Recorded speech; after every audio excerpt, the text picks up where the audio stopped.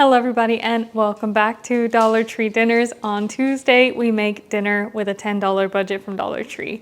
And I have kind of a fancy one planned today. Let me show you what's in the mystery bag. As usual, I go to Dollar Tree without a plan and I kind of look around for an ingredient that catches my eye and then I kind of build my meal off of that. And today what caught my eye was imitation crab. I got 2 packages of that. Next up we have a box of elbow macaroni, some margarine, good old Imperial. I have some milk, just regular whole milk. And then the final ingredient was cheese. This was one of the first times in a long time I have ventured outside of the $1.25 section and into the $3, $4, and $5 section. And I have been thinking about this a lot because oftentimes I show myself using one of those tiny little blocks of cheese for $1.25.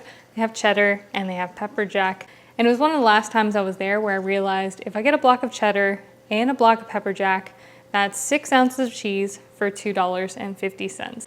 But they also have 8-ounce blocks and 8-ounce bags of shredded cheese for $3. So this time, that's what I did. I picked up one of these little 8-ounce blocks for $3. And today we're gonna be making a crab mac and cheese, but we're making it from scratch. There's my receipt for all of the ingredients, $9.25. You can see everything was $1.25 except for the cheese. Because we are making it from scratch and not using boxed macaroni and cheese, I am going to be using a small amount of all-purpose flour. And then for seasoning, salt, pepper, and a little bit of this Kingsford Cajun seasoning. I feel comfortable in using a small amount of this Cajun seasoning because anybody who has been on my channel for any amount of time probably already has one of these on hand because I use it a lot. And then as far as the flour goes, in a past episode of $10 Tuesdays, I mentioned that occasionally I might need to use flour, but as long as I use like a 1/4 cup or less, I'm not gonna budget the full bag into the $10 budget. So with that being said, let's make some crab mac and cheese. I'm gonna start by grating my cheese, and I am actually really excited to start kind of venturing out of the $1.25. It does pose a little bit of a challenge because rather than being able to buy like 2 ingredients, I can only buy 1 if it's $3. It could be helpful from time to time to be able to use a couple of maybe the higher quality ingredients that Dollar Tree offers, because I've shown in previous episodes how those little blocks of cheese are good, but they can sometimes be a little soft, a little crumbly, and a little oily. All right, and there we go. So there's our cheese sorted.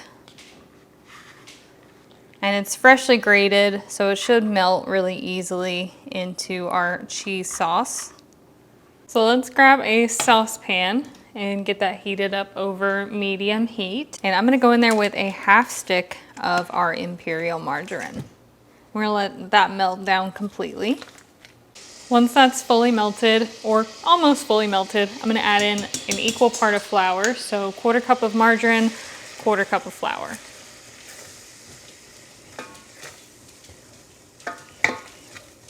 Get that all smoothed out.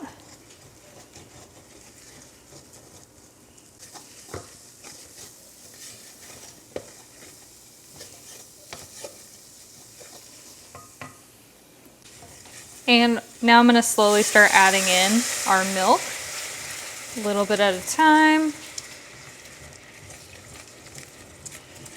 Kind of mixing that until it's smoothed out before I add more.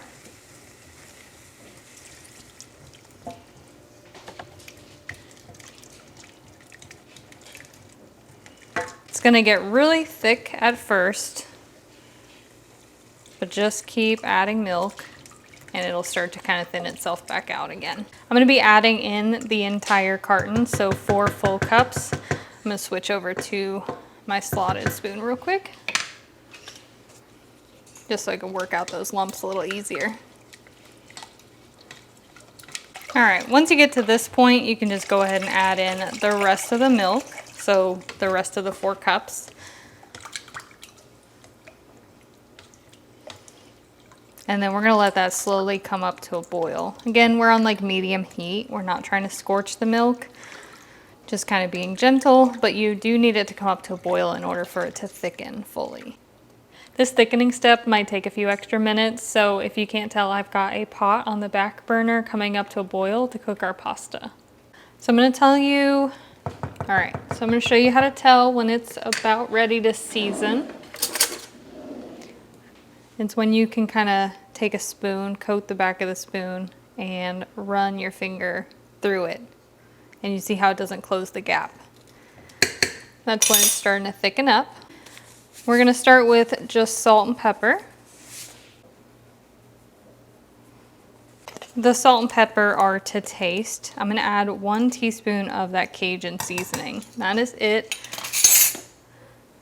Just enough to give it a little bit of a smoky heat, but we're not using too much. Since I didn't budget that ingredient in, we're just using a teaspoon. I'm gonna turn off the heat completely. And we've got our grated cheddar. I'm gonna start adding it in about a handful at a time.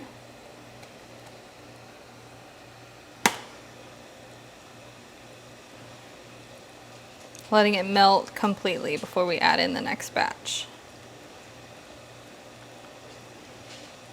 We don't want our cheese sauce to break or become gritty. There's a couple of ways we can avoid that. The first is adding the cheese slowly and letting it melt. And the second is not adding too much cheese to the sauce directly. I find that when I have a gritty cheese sauce, it usually is because the cheese to liquid ratio is a little off. So this will be my 4th handful, and you can see we've got, I don't know, maybe half a cup or so to use as a topping for when we go to bake this. But as you can see, we've got a nice smooth cheese sauce. It's not gritty or lumpy. After you've added your cheese is a good chance to taste it for seasonings as well. That turned out really good. It's a little smoky, it's cheesy. It's got a good amount of salt and pepper in there. You can always play with the seasonings and make it your own. Also, my water back here is boiling, so I'm gonna add 2 cups of my macaroni. I would have used cavatappi. Sometimes you can find that at Dollar Tree. I was hoping to find cavatappi, but they didn't have any, so I just got regular macaroni. So this is imitation crab meat in brine, and I have used it before. I have used it to make Dollar Tree crab rangoons and stuff like that. And it can be a little on the salty side because of that brine. So before I add it to my cheese sauce, I like to rinse it off. I'll go ahead and show you what it looks like though, straight out of the package before I rinse it. So what it smells like is crab, a little bit salty, but it smells like salt water and crab. It's imitation though, so it's not real crab. Imitation crab is just fish. This one says it's bream, and then they add color and sugar and flavors to it to make that fish look and taste like crab meat. That's what it looks like out of the package. It's kind of these big chunks, and if I were to kind of use my fingers, I can flake it apart. Kind of like it's kind of rolled up, if that makes sense. But I'm gonna go ahead and rinse this, and then I'm gonna just break it up into some smaller flakes. And that's what that looks like after I've rinsed it and flaked it, and that's gonna go into our cheese sauce as well. I've just got the cheese sauce kind of hanging out with the heat off while I cook my pasta. Once our noodles are cooked and drained, I'm gonna add them into our cheese sauce. Dropped a couple on the counter there. I only did 2 cups of noodles because I wanted to make sure it was a good ratio of pasta to sauce. So it was only about half the box.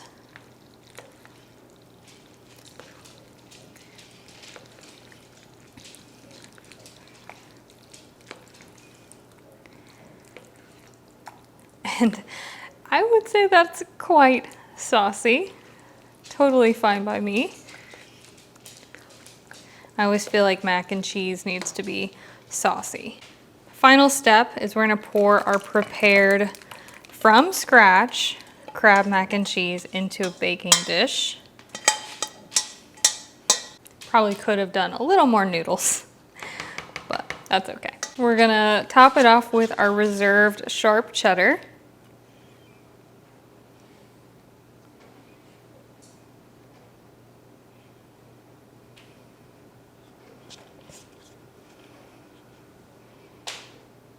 And then this is ready to bake.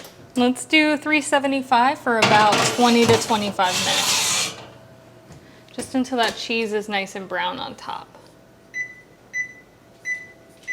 There she is. I did 20 minutes and then I stuck it under the broiler for a couple minutes just to crisp up that cheese.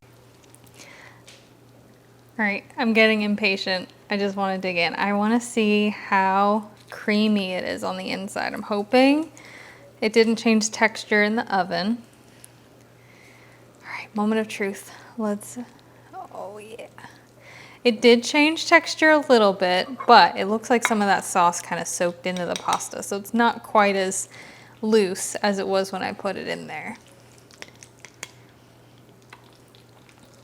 Oh yeah, still good though. Look at that, look how creamy. Beautiful. That is our Dollar Tree crab mac and cheese.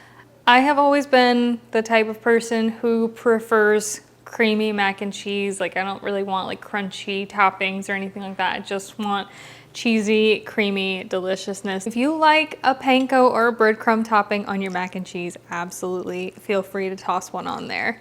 I am so excited to try this though. I've got a little bit of everything. It's hard to see, but there is some crab in this bite too.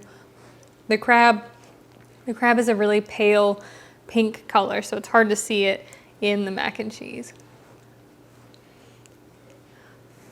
Very hot.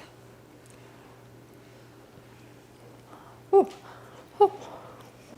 Gotta be patient with this one because as you can see, can you guys see that? All the steam floating off the top? You can skip the baking. Sometimes I do just because, you know, again, it does kind of change the texture when you bake it. I just love how cheesy and creamy it is before it goes in the oven. But I also understand the appeal of like that crispy brown cheese layer on top. It's almost impossible to achieve that without putting it in the oven.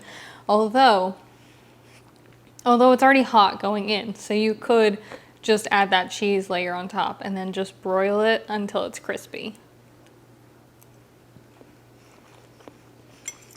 I do think the sauce could stand to be a little bit cheesier, and the way we could have accomplished that without having to purchase more cheese would simply be to cut back on the milk slightly, maybe using 3 cups of milk instead of 4, just so that cheese flavor is a little more forward, but you do get a little punch of that cheese flavor from the topping.